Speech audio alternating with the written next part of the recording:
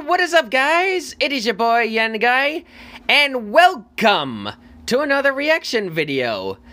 Now, today we will be reacting to a video called Siren Biology Explained by Thought Potato.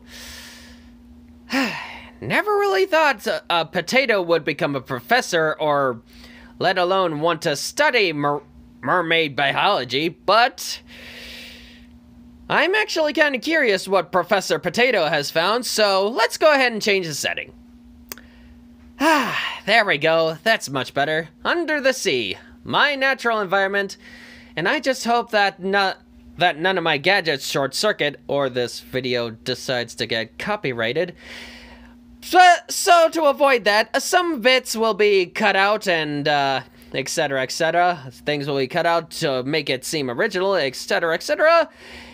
Because I want to encourage you guys to check out the full video yourself. Again, link will be in the description. And I gotta say, the thumbnail of this video is absolute nightmare fuel. Honestly, it looks like something Hades would draw and say, "Oh look, it's a mermaid." It's like something out of my nightmares or something. But without further ado, let's just go ahead and dive on in. And here we go. Okay. No mythological creature so ubiquitous in modern culture as the siren. They appear in artwork, stories, and advertising. It's true. But the image and lore Starbucks. surrounding both Who sirens doesn't and love it? mermaids has evolved in modernity, and the line between what were once two very distinct creatures has become blurred to the point of erasure. I mean, technically we are pretty much one and the same at this point. I mean, even Poseidon gets them confused. As unbelievable as it sounds, both sirens and mermaids are real, and other than being largely aquatic, the two species have very little in common. The focus of this presentation is the siren, a deadly and fearsome creature known for luring unwitting humans to their doom. Yep. And so, my dear listener, I humbly ask that for the they used to duration be of this extinct. They're extinct now, so we have not much to worry about now. Influenced by popular media, and let your mind open to a biology that seems, admittedly, to have little precedent in the natural world. Rest assured that the wonders of nature are not bound by our imaginations, and sometimes reality is even more disturbing than fiction. It's true. I should know. I've seen plenty of horrors in the deep sea, among a few other things. I mean, you guys see me hunt monsters. BCE, Homer wrote of Odysseus, a hero whose 10-year journey homeward was fraught with countless challenges and perils. Yep, and a few other heroes, but it is said that Odysseus sailed near a chain of islands upon which lived the dangerous sirens. Legends of these creatures held that their song was so enchanting that no sailor could resist it. Yes, we all know the story. They would run aground, and the sirens consumed the poor sailors by the shipload. Odysseus had been forewarned, however, and he instructed his crew to stuff their ears with wax and to tie him to the mast. The sirens did indeed call to Odysseus and his crew, but unlike so many before, they were unable to lure them to their deaths. That's what, as you do. This is a story you've probably already heard, perhaps many times. What you may not know is that in the original story, Homer provided no visual descriptions. Probably because he didn't see them. I mean, if you did, he'd probably be dead. Of Rhodes would describe these creatures as part woman and part bird. A description probably because they sang like birds. For the next few centuries, before the more familiar image of a part human, part fish. And that's the explanation, because obviously they're sea creatures, like me. And I grew up fascinated by these creatures' otherworldly allure. And so, as a young man eager for adventure, and at the risk of sounding pretentious, my dude, what are you doing, Professor? Thinking no investigation could begin without visiting the legend's alleged habitat, I landed in Italy, prepared to document the history of these creatures, or perhaps even speak with an eyewitness. I never expected to see a specimen for myself, much less to have the opportunity to. That fisherman must be a siren hunter. Once again, the tale of how this came to be is too lengthy for this brief presentation, but I suspect the time to unveil these mysteries is soon to come. And so, though historical accounts of the siren understatement are of the to say millennia, least, there exists a grain of truth in nearly every myth. Indeed, there are several attributes described by numerous historians and writers that are, by my own observations, rooted in reality. Not many logical humans, I mean, just ask Twitter, they're a bunch of idiots there. As Pliny the Elder said, they charm men by their song, and having first lulled them to sleep, tear them to pieces. Yeah, and mermaids are victims too. Amalgamation of human and beast. As I will prove, this is arguably the most disturbing aspect of these creatures' physiology. Third, a population in the Mediterranean Sea, or perhaps more specifically, the Is that what you humans call it? Though siren or mermaid sightings have been reported worldwide, they appear to have originated in this part of the world. Though I realize it sounds fantastic, I ask you to suspend your disbelief for our time together. The truth is that Sirenus, is that what you call them? as I have dubbed this disturbing creature, is almost nothing like what I had in mind before that fateful trip to the Mediterranean. And biologically speaking, it is one of the greatest examples of environmental adaptation I can only imagine that ever existed. Media and countless stories, the image of the siren refuses to fade. But now, my valued listener, I will since present before to the you time of the true Greeks, image we've of this been around. creature. Do not let its disturbing visage distract you. As I Oh, mentioned hello, previously, Sirenus disturbing horridus is a haunting wonder of tale. nature, and as I will show, That a actually distorted looks like something reflection I'd of find in the ourselves. Mariana It Trench. is my belief that Sirenus horridus was once relatively common throughout the Mediterranean. Its range stretching from the Ionian Sea to the Levantine, and I was told that they were Tyrrhenian and extinct. Aegean. Poseidon himself had to Relatively kill them. isolated from the rest of the Atlantic by the Strait of I mean, Gibraltar. I The mean, deep that's waters what of the I heard Mediterranean anyway. Basin provided adequate resources for this species to thrive. So deep allows the siren to escape human view when necessary, and individuals may go their entire life without being detected. No one by a really human, goes at down least in the by depths one of that the survived ocean to tell the anyway. I tale. mean, I you barely hypothesize even that get this your species feet spends wet, most of let its time alone within the go mesopelagic down to where zone, we typically live. ascending the water column only to hunt. This not only allows the siren to remain undetected, but it also reduces competition from a similar, though completely unrelated, creature, the mermaid, which spends most of its time in the epipelagic zone. The reason for this classification Okay, there's is a that lot of sirens evolution appear to going have on here. inherited a number of traits shared with other bony fishes. Their entire body is covered in scaloid scales composed of bone and cosmine and covered in keratin. I Though mean, compared it's to their similar to relatives, dragon these scales, are small except and very much thin, tougher. making them appear almost smooth, especially from a distance. The posterior of their bodies terminates in a powerful hydrodynamics. caudal fin, Hello? supported by a surprising amount of highly vascularized red muscle, making it capable of extraordinary bursts of speed. This image actually looks like something Hades would create to make his own version of mermaids. And just anterior of the pectoral girdle, but they also possess rudimentary lungs. That face is as haunting. seen in I don't know order where dipnoid, its a point eyes to are. which we will return in due time. Like their ancestors, I'm sure sirens we appear will. to be ectothermic, relying on their environment to maintain their body temperature. However, I have observed Well, that's that the not gill very arches useful. contain a dense network of blood vessels, likely capable of producing heat and allowing the siren to withstand a greater range of colder temperatures than their less derived relatives. Even still, the lack of true endothermy has restricted their impressive speed to short bursts, and has not bestowed the siren lineage with great intelligence.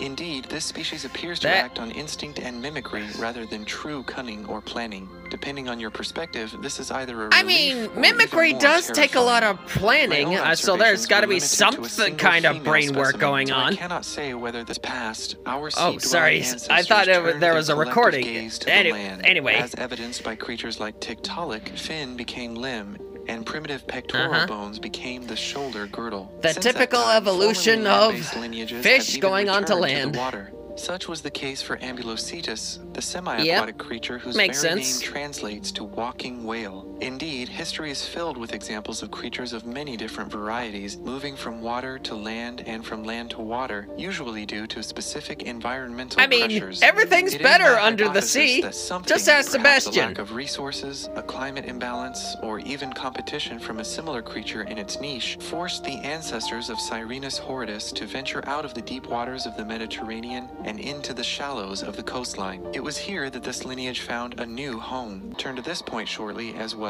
Of course, as the siren's ancestors moved into the shallow intertidal zones, there came an increasing need for a more specialized respiratory system. The adaptations that would solve this problem also facilitated these the beautiful songs. Yeah, I bet they sing much better than any songbird. Found itself stranded in a shallow, likely intertidal pool, with oxygenated water slowly depleting. Fortunately for this individual, it possessed a genetic mutation that had produced a hole in the gill membrane, which led into the swim bladder through the mouth. The swim bladder itself was thin enough to allow oxygen to diffuse through it. I was gonna say, it has lungs, in a sense. Because of this mutation, this individual also survived, vocal and cords. eventually, through a series of other changes, and at the risk of sounding reductive, the siren was born. This has happened in other areas of nature, and specifically for what I suspect to be a not too distantly related lineage. All extant lungfish also exhibit extraordinarily unique respiratory systems. Indeed, not only do they possess lungs derived from specialized, subdivided gas bladders, but some also retain the gills that actually allow them have to breathe in water. gills and lungs. I mean, how else are you gonna see us at the surface? To prevent drowning upon returning to the water, a valve appeared in the throat which guarded the entrance to that pulmonary outgrowth. This valve would eventually become the larynx, a structure that essentially sits within the windpipe, closing it off when necessary. Vocal cords. In many animals, these flaps of flesh can vibrate when air is passed through them, creating sound. Yep.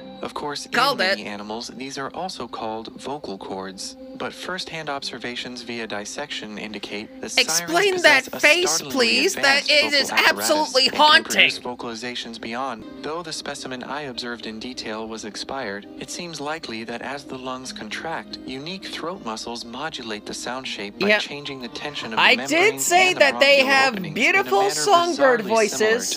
I'm calling it right now. Anatomy allows the siren to produce a multitude of sound. In fact, the lower part of this voice structure's position between the two pulmonary branches may allow it to produce two sounds at once. Not only could this ability account for the siren's legendary song, but it may also explain the ancient association of the siren that with explains the the body song. of a bird. Why people go absolutely crazy. Vocalizations could undoubtedly be alluring, and biologically speaking, that is precisely the point. I present to you now for the first time a fragment of Sirenus horridus's terrible vocalizations, personally recorded that's a crazy one dark thing night you should as I do, rowed but a small boat seaward from the coast of Italy. Be warned, however, though I this mean, sound I'm serves a telling purpose, you're it is crazy, but I deeply appreciate your unnerving. work. Okay.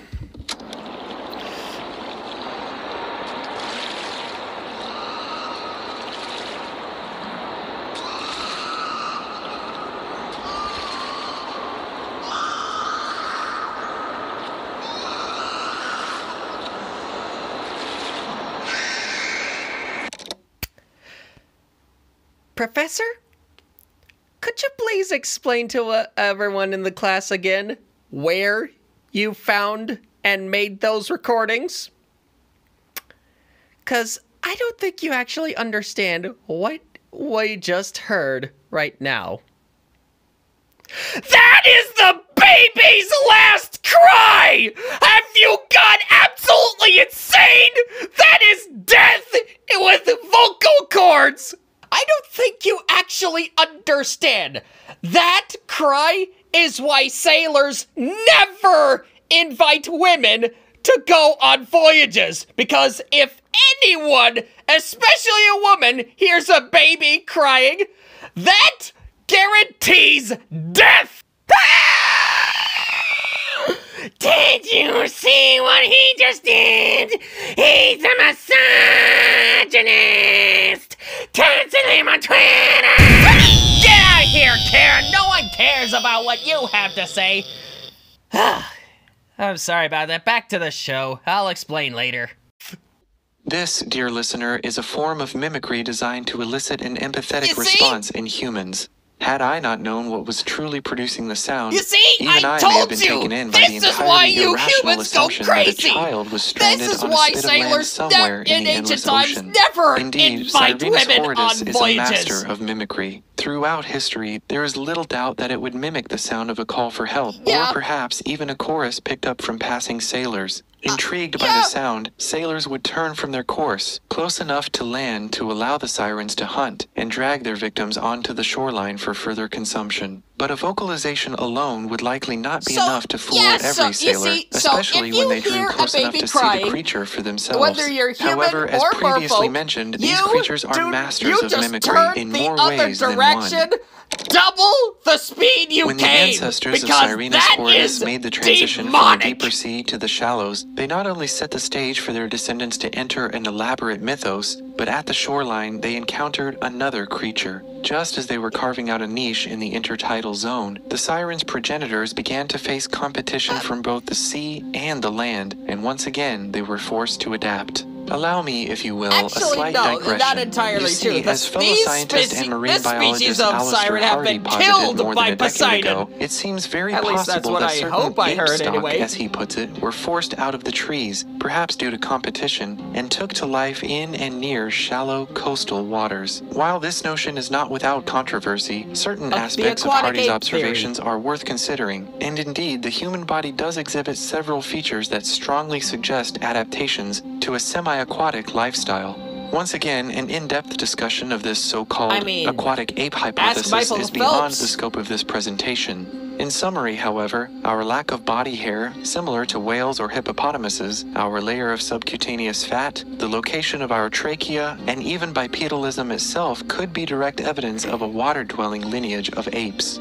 I hypothesize that a group of these shore-dwelling apes intersected with the lineage of Sirenus at some point in the distant past, and in competing with each other for these resources, the lineage that would become Sirens developed two forms of mimicry, nearly in tandem. The already discussed vocalizations allowed them to lure these apes into the water, where their newly elongated limbs could pull them beneath the waves.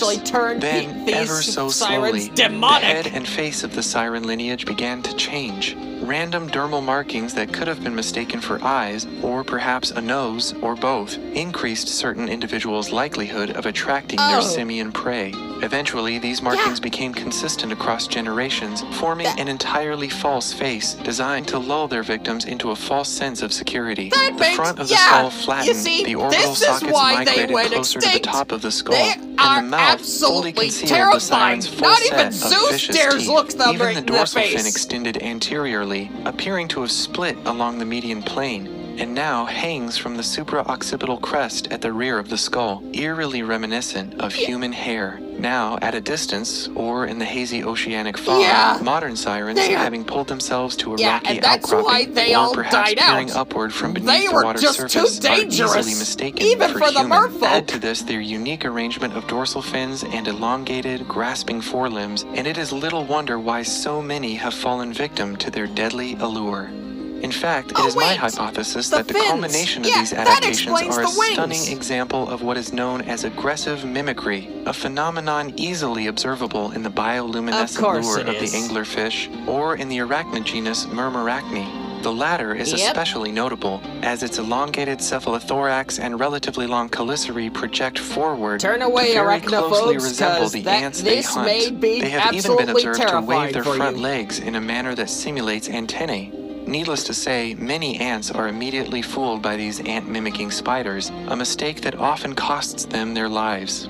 But while similar traits do have precedent in nature, Sirenus horridus is arguably the most impressive example known, and likely the first to persist with its aggressive mimicry, despite currently occupying an entirely different environment than the prey it evolved to imitate. Over the millennia, the extraordinarily adaptable Siren lineage has been forced to adapt even further. A combination of factors has led to what I suspect is a gradual decline in population, and its once readily available prey has moved beyond the Siren's reach. Actually instantaneous, but as because my findings everyone indicate, else saw them as a huge still threat. out there. If you travel to the region where Odysseus once sailed, you too may spot the silhouette of a beautiful woman calling out from a distant island. As you draw near, you may realize that what you thought to be a human is but a mere reflection, frozen on the face of deep time. If that happens to you, my valued listener, it may already be like too late. Frozen in horror. Yeah, I would say so. Mr. Professor, I appreciate your work, but what kind of... Listen, if you need to understand something about that species, There is a reason why Poseidon slaughtered that population. It was too dangerous, and there is no way in any realm in Tartarus that would dare try to bring them back. Unless Hades becomes a prankster. But anyway, guys, I hope you guys enjoyed the video. And check out his stuff because it's absolutely awesome and scientific. And if you have any suggestions of that place, of checking out other videos that he's done, be sure to leave those in the comments below. And now, anyway, be sure to leave a like, subscribe, get lucky today, and as always, I'll see you the next time. Now, I'm gonna, you know, watch some cat and puppy videos because I am gonna have nightmares tonight. Good gods!